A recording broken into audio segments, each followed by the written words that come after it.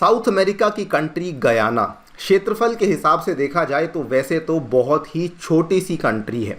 In fact अगर आपको मैं पर्सपेक्टिव देना चाहूँ तो इंडिया का जो उत्तर प्रदेश का राज्य है उसके क्षेत्रफल से भी कम हमें एरिया गयाना में देखने को मिलता है। लेकिन पिछले 2-3 वर्षों में गयाना की जो महत्ता है वो बहुत ज़्यादा बढ़ चुकी है और उसका प्राइमरी रीज़न केवल ये है कि रिसेंटली गयाना में 11 बिलियन बैरल्स से भी ज़्यादा का जो ऑयल है वो यहाँ पे डिस्कवर किया गया है, जो कि कहा जाता है कि दुनिया भर में जो 32% ऑफ डिस्कवर्ड ऑयल के बराबर माना जाता है। और इसकी जो महत्ता है इसीलिए दुनिया के हर एक देश के लिए, फिर भले वो पश्चिमी देश हों, फिर भले वो इंडिया या चाइना जैसी कंट्रीज़ हों, इनके लिए भी इसकी महत्ता बहुत ज़्यादा बढ़ चुकी है।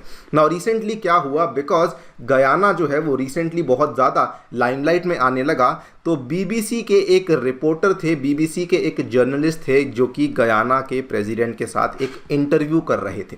और उस टाइम पे उन्होंने गयाना के प्रेसिडेंट पे सवाल उठाना शुरू किया कि जो आप इतना ज़्यादा तेल आपने डिस्कवर तो कर लिया है, लेकिन जब आप इसको एक्सप्लॉइट करेंगे और जब आप इसको एक्सट्रैक्ट करना शुरू करेंगे तो क्या आपको मालूम है कि इससे क्लाइमेट के ऊपर कितना नेगेटिव इम्पैक्ट आएगा।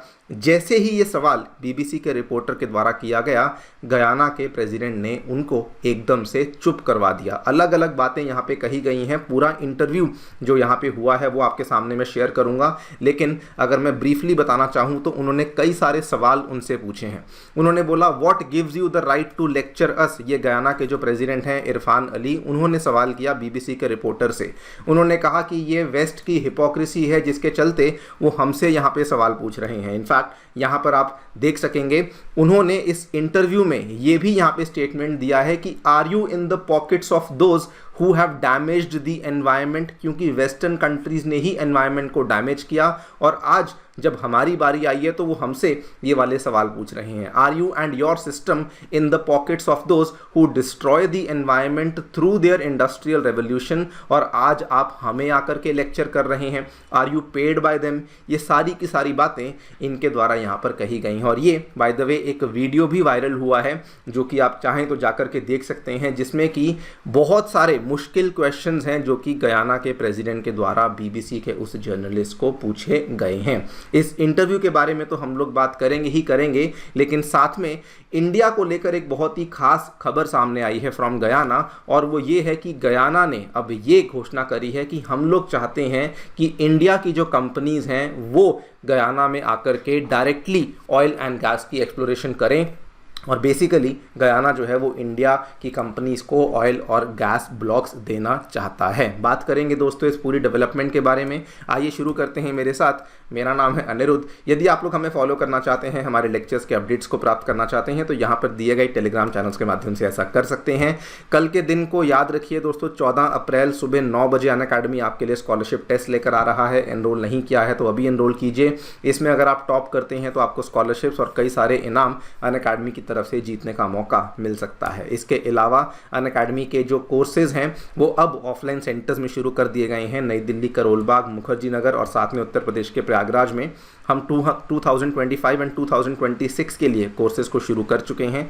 एनरोलमेंट करने का प्रोसेस बहुत ही सिंपल है। नीचे डिस्क्रिप्शन बॉक्स में आपको एक बिटली लिंक दिया हुआ है, वहाँ पर जाकर के आपको क्लिक करना है, अपनी जानकारी भरिए। हमारी टीम आपको रीच आउट करेगी, जो भी आपकी डाउट्स हैं उनको सॉल्व किया जाएगा और एनरोलमेंट के टाइम पे आपको डिस्काउंट्स भी अवेलेबल करवाए जाएंगे। All right, so directly coming to the interview. वैसे मैं आपसे कहूँगा कि इंटरव्यू को जाकर के एक बार ज़रूर देखिएगा, लेकिन इंटरव्यू में क्या हुआ है आपको ब्रीफली बता देता हूँ। सो बेसिकली जो बीबीसी के पत्रकार थे उन्होंने डायरेक्टली यही सवाल पूछा कि गयाना जब ये देश अपनी इस नई डिस्कवरी की जो एक्सप्लोरेशन और एक्सट्रैक्शन है इसको करना शुरू करेगा तो क्या इससे जो क्लाइमेट चेंज के ऊपर नेगेटिव इम्पैक्ट है वो नहीं आएगा। तो सबसे पहले ही इन्होंने यहाँ पर ये कहा, यहाँ पर गयाना के प्रेसिडेंट ने साफ साफ बोल दिया कि देखिए बिल्कुल जी आएगा। जब हम ऑयल एंड गैस का एक्सट्रैक्शन करेंगे तो 2 billion metric ton of carbon emission हमें देखने को मिलेगा। लेकिन साथ में उन्होंने कहा क्या आपको मालूम है कि गयाना का जो देश है उसमें जो फॉरेस्ट कवर है that is the size of England and Scotland combined. जो फॉरेस्ट कवर है गयाना के अंदर अंदर वो 19.5 गीगाटन ऑफ कार्बन को स्टोर करता है और हमारे हमारे ही देश ने, हमारे ही प्रशासन ने उस फॉरेस्ट कवर को अभी तक जिंदा रखा है। इतना ही नहीं, ये वाला चीज़ जब गयाना के प्रेसिडेंट ने कही तो इसके बदले में दोबारा से इन्होंने कहा, जर्नलिस्ट ने दोबारा से इनसे क्वेश्चन पूछा कि चलिए अगर आपके पास फॉरेस्ट कवर है भी, आपने उसको ज़िंदा रखा भी है, तो क्या इसका मतलब ये है कि आप ऑयल और गैस को एक्सट्रैक्ट कर सकते हैं और एमिशंस और उत्सर्जन को रिलीज़ कर सकते हैं? तब प्रेसिडेंट ने काउंटर आंसर यहाँ पे देते हुए कहा, चलिए ठीक है, मान लीजिए हम लोग यहाँ पे हमारे फॉरेस्ट कवर जो है उसको रखा हुआ है और फिर भी हम लोग उत्सर्जन कर रहे हैं, लेकिन एक बात बताइए, does that give you the right to lecture us on climate change? ये वाला जो फॉरेस्ट कवर है 19.5 गीगा टन का, इसको हमने मेंटेन किया, इसको आप लोग एंजॉय करते हैं, पूरी दुनिया एंजॉय करती है, क्या आप लोग हमें इसका पैसा देते हैं? क्या आपने कभी इस फॉरेस्ट कवर की वैल्यू करी है? क्योंकि अब हमारे पास तेल आ गया है इसलिए आप आज की डेट में इसकी वैल्यू कर रहे हैं, लेकिन अभी तक आपको इससे कोई फर्क नहीं पड़ा था।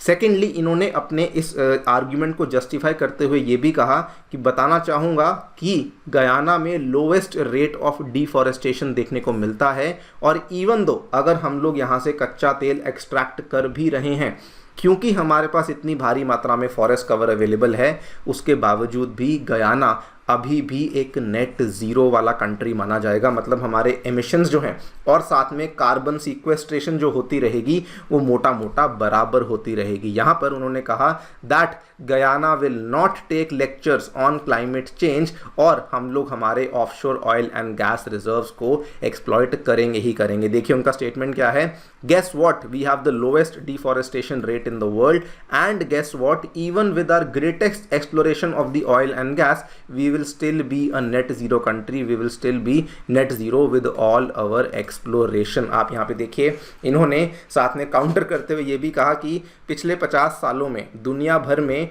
जो 65% ऑफ सारी की सारी बायोडाइवर्सिटी हम लोग गवा चुके हैं वो आप जैसे देशों की वजह से ही हमने गवाई है, लेकिन हमने हमारी बायोडाइवर्सिटी को जिंदा रखा, हमने हमारे फॉरेस्ट को जिंदा रखा, और आज हम लोग अगर एक्सप्लोरेशन करते भी हैं तब भी हम लोग एक नेट ज़ीरो कंट्री ही माने जाएंगे। और यहीं पर इन्होंने साथ में, वैसे आपको बताना चाहूँगा कि जब ये इंटरव्यू चल रहा था इन्होंने बीबीसी के पत्रकार को, क्योंकि इस तरह के सवाल पूछे गए, उनको बोलने का मौका नहीं दिया, और साथ में ये भी कहा कि वेस्टर्न हिपोक्रेसी जो है वो कम्प्लीटली एक्सपोज हो चुकी है। देखिए वो देश जिन्होंने अभी तक एनवायरनमेंट को डिस्ट्रॉय किया है आज वही आकर के हमें क्वेश्चन कर रहे हैं। और यहीं पर इन्होंने बात कही कि सेम मुद्दा आज से कुछ महीने पहले इंडिया के द्वारा भी तो रेस किया गया था, वो भी आपको दिखा देता हूँ।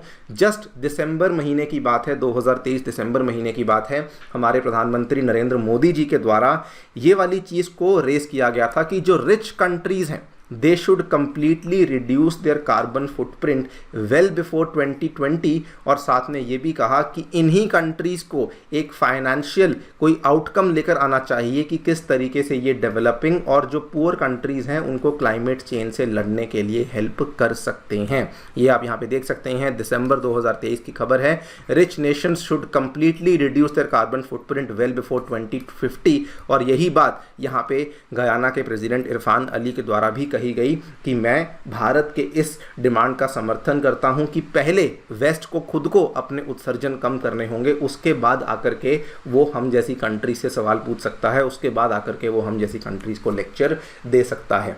ये तो था इंटरव्यू जो कि यहाँ पे दिया गया, लेकिन साथ में एक बड़ी ही अच्छी डेवलपमेंट यहाँ पे क्या हुई है कि गयाना के द्वारा दोस्तों भारत को ऑयल और गैस ब्लॉक्स में इन्वेस्ट करने के लिए, एक्सप्लोरेशन करने के लिए भी इनवाइट किया गया है।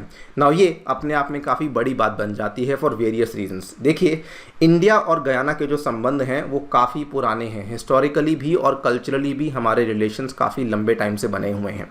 वहाँ की आबादी की बात करें, Indians are the largest ethnic group in Guyana, almost 40% की वहाँ की जो पॉपुलेशन है वो इंडियंस की ही देखने को मिलती है। ये वही वाले इंडियंस हैं जो कि ब्रिटेन का जब शासन चल रहा था भारत में, उस टाइम पे जो इंडेंचर्ड लेबर की तरह जिनको ले जाया गया था अलग अलग देशों में, तो ये गयाना भी एक ऐसा देश था, वहाँ पर ले जाए गए थे, और उन्हीं के जो डिसेंडेंट्स हैं आज वही इंडियंस हमें वहाँ देखने को मिलते हैं। Interestingly Hinduism is the Nations second largest religion, और आज गयाना के द्वारा इंडिया को इनवाइट इसलिए किया गया है बिकॉज जब ये चीज़ सामने आई कि गयाना में इतनी भारी मात्रा में कच्चा तेल मिल रहा है, दुनिया की अलग अलग कंपनियां, मेनली जो वेस्टर्न कंपनियां हैं, एक्सॉन मोबिल, शेवरॉन, उसके बाद BP, टोटल एनर्जीज, शेल, ये सारी की सारी वेस्टर्न कंट्रीज की जो कंपनियां हैं, ये एकदम से गयाना में जाने लगी और गयाना में जाकर के इन्होंने एक्सट्रैक्शन एक्सप्लोरेशन का काम करना शुरू कर दिया। लेकिन अब गयाना के द्वारा यहाँ पे कहा गया है we are looking at awarding oil and gas exploration blocks to Indian companies